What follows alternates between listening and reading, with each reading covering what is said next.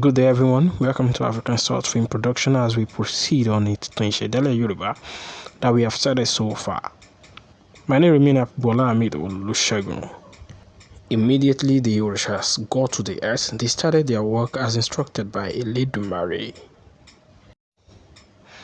They traveled from one country to another, giving people's rules as instructed by Elédùmarè.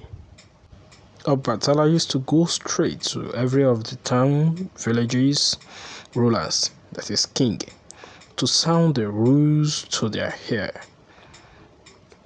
He will say, worship no God but your creator, and instruct them to stop all negative act.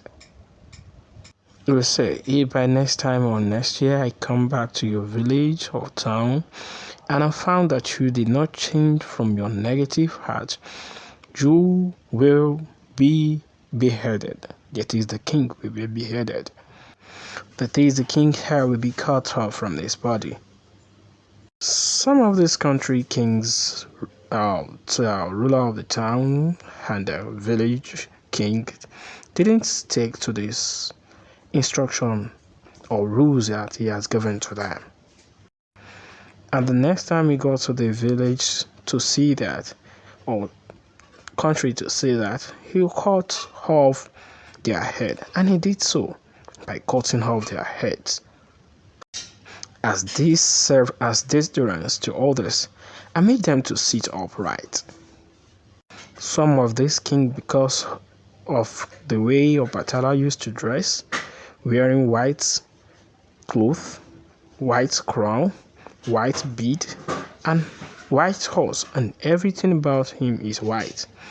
Then some of them gave him a name called King of Peace, as white represent peace.